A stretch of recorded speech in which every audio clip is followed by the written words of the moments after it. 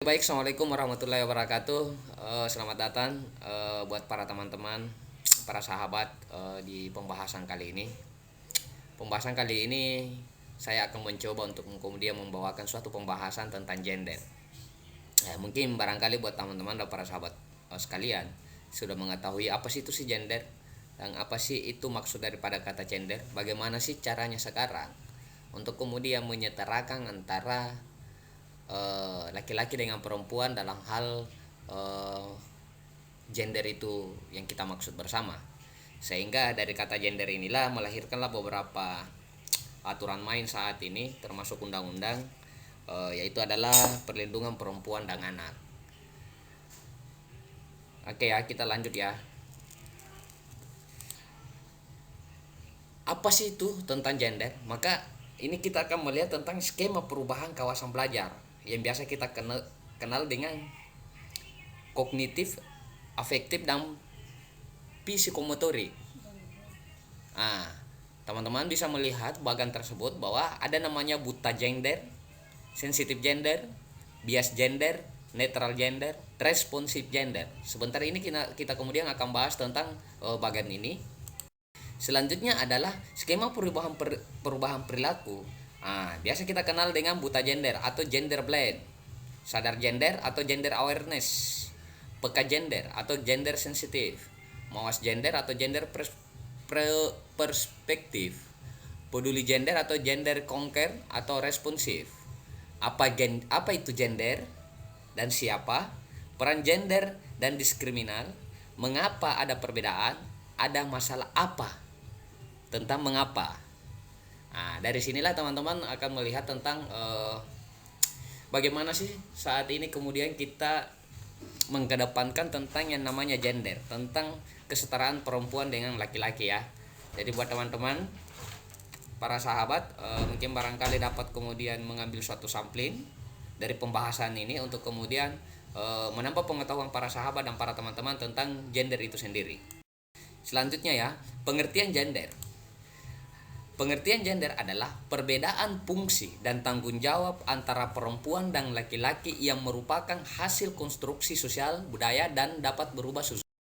Selanjutnya, pengertian seks adalah perbedaan jenis kelamin perempuan dan laki-laki yang bersifat biologi. Oke, kita lanjut. Kesetaraan dan keadilan gender. Ini maksud saya yang saya sampaikan tadi bahwa ada kesetaraan dan keadilan gender saat ini. Apa itu adalah suatu kondisi yang sama, seimbang antara perempuan dan laki-laki dalam memperoleh peluang, kesempatan, partisipasi, manfaat dan kontrol dalam melaksanakan dan menikmati hasil pembangunan baik di dalam maupun di luar rumah tangga. Selanjutnya adalah bahwa kondisi yang berkembang selalu mengarahkan perempuan dijadikan sebagai second human atau being yang mengakibatkan perempuan selalu berada di bawah superioritas laki-laki dan membawa implikasi luas dalam kehidupan politik, sosial, dan budaya di masyarakat. Jadi teman-teman sekarang kesetaraan gender ini sudah berlaku di negara Indonesia. Ya, kita sudah dapat menemukan pimpinan suatu daerah, misalnya bupati itu seorang perempuan, menteri seorang perempuan dan sebagainya. Bahkan saat ini di negara Republik Indonesia kita ini di bawah Dewan Perwakilan Rakyat Republik Indonesia itu masih dipimpin juga oleh seorang perempuan. Jadi disinilah kelihatan kesetaraan gender yang sudah berlaku dan sudah sangat baik di negara Republik Indonesia. Konsep kesetaraan gender menjadi sangat penting, di mana perempuan dan laki-laki merupakan mitra sejajar yang harus memperoleh kesempatan yang sama untuk berkembang dan mempunyai andil yang seimbang terhadap pembangunan di berbagai bidang sektor. Jadi dengan adanya kesetaraan gender ini maka tidak membedakan lagi bahwa dalam pemegang pemangku kebijakan atau pejabat-pejabat baik pada tataran pemerintah daerah maupun tataran pemerintah pusat tidak melihat lagi dalam konteks gender itu, tetapi gender ini dimaksudkan adalah antara laki-laki dan perempuan itu sama sebagai mitra yang sejajar. Oke. Perlu dipahami perbedaan gender melahirkan. Ini dia. Perbedaan konsep gender secara sosial telah melahirkan perbedaan peran perempuan dan laki-laki dalam masyarakatnya. Secara umum, adanya gender telah melahirkan peran, tanggung jawab, fungsi dan bahkan ruang tempat di mana manusia beraktivitas. Perbedaan gender ini melekat pada cara pandang kita sehingga kita sering lupa seakan-akan hal itu merupakan sesuatu yang permanen dan abadi, sebagaimana permanen dan abadinya ciri biologi yang dimiliki oleh perempuan dan laki-laki. Perbedaan gender telah melahirkan perbedaan peran, sifat, dan fungsi yang terpola sebagai berikut. Konstruktif biologis dari ciri primer, sekunder, maskulin, atau feminin. 2. Konstruksi sosial dan peran citra baku. Selanjutnya, konstruksi agama dan keyakinan kitab suci agama. Jadi sebentar perbedaan gender ini juga kemudian saya akan bahas pada konstruksi agama Islam ya. Anggapan bahwa sikap perempuan feminim atau laki-laki atau maskulin bukanlah sesuatu yang mutlak kepemilikan manusia atas jenis kelamin. Peran perempuan memiliki 1% properti dunia dan kurang lebih 5% yang menjadi kepala negara dan menteri dalam kabinet. Perempuan menghabiskan sekitar 60% dari seluruh jam kerja, memperoleh gaji 10% dari seluruh pendapatan, dan mereka mewakili 60% dari seluruh buta huruf dan sekitar 80% dari seluruh fungsi bersama dengan anak-anaknya. Ini menurut Robert Jackson and George Sorenson di halaman.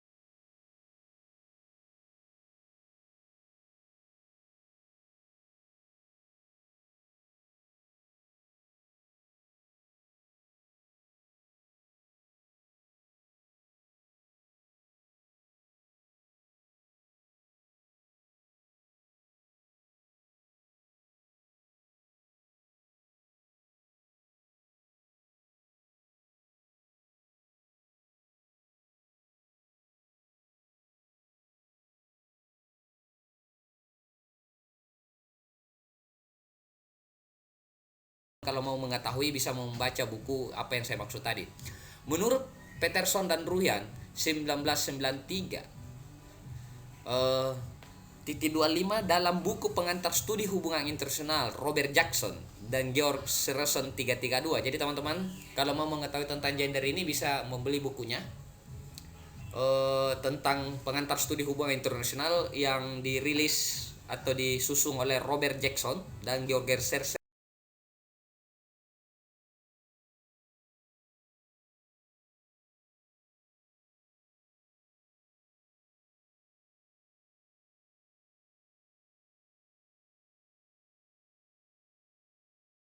Selanjutnya adalah 3 pendekatan teoritis utama pada gender. 1. Pendekatan secara feminisme atau feminisme liberal. 2. Feminisme marxis atau sosialis. 3. Feminisme radikal. Semuanya ini dibahas juga di buku tadi yang saya bahas, bahwa bukunya Robert Jackson and George Sorenson. Tepatnya di halaman 335. Jadi kalau teman-teman mau mendalami pemahaman itu, mungkin barangkali bolehlah teman-teman ke Graphedi.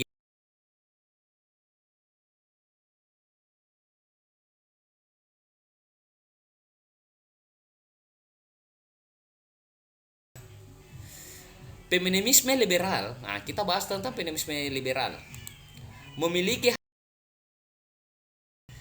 sedangkan feminisme liberal kontemporer ingin membuat perempuan lebih terkenal dalam politik dunia, menghilangkan akses yang berbeda pada kekuatan dan pengaruh atas laki-laki dan perempuan dengan demikian untuk mencapai hak yang sama bagi laki-laki dan perempuan.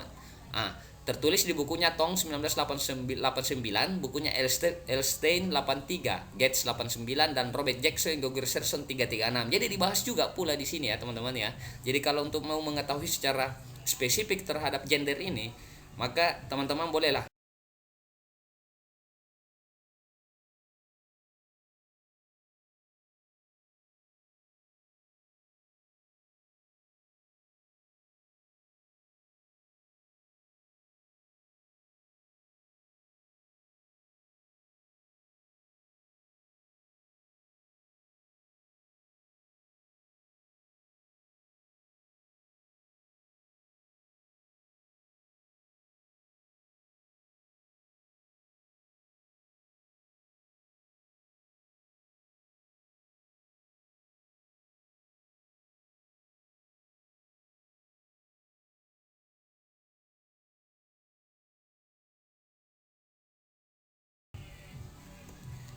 Feminisme Marxis menggambarkan posisi rendah perempuan dalam struktur ekonomi, sosial.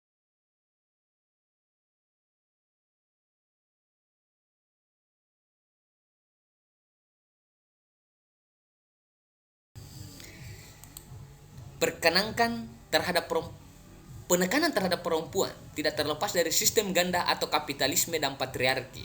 Kapitalisme adalah mode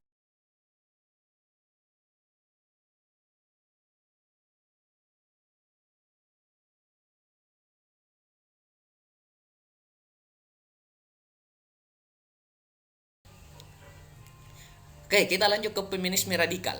Feminisme radikal adalah menolak setiap jenis kerjasama. Jadi ini aspeknya, feminisme radikal ini menolak setiap jenis kerjasama, mengembangkan analisis feminis yang lebih